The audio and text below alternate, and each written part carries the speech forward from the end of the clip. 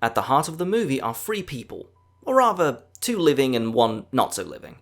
First, our protagonist, Victor Van Dort, voiced by Johnny Depp, is an anxious yet well-meaning man who's constantly fumbling through life.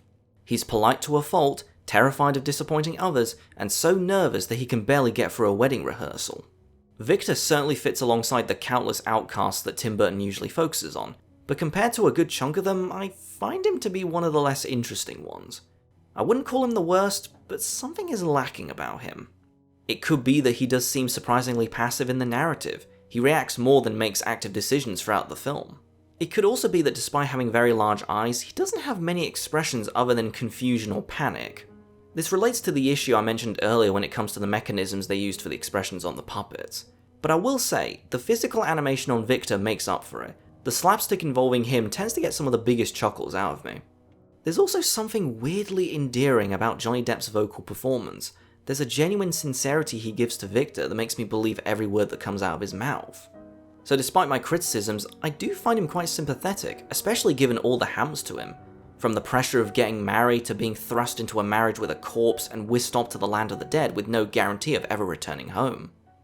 And speaking of which, next we have Victoria Everglot, voiced by Emily Watson, who in my mind can do no wrong.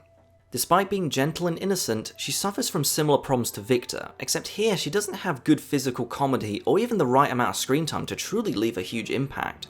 She's even more passive than Victor, which is an issue seeing as their romance is one of the central pieces of the story. Might as well talk about it right now. As this film is essentially a gothic fairy tale, naturally the romance won't be quite as developed as one might expect, but even here it still feels lacking.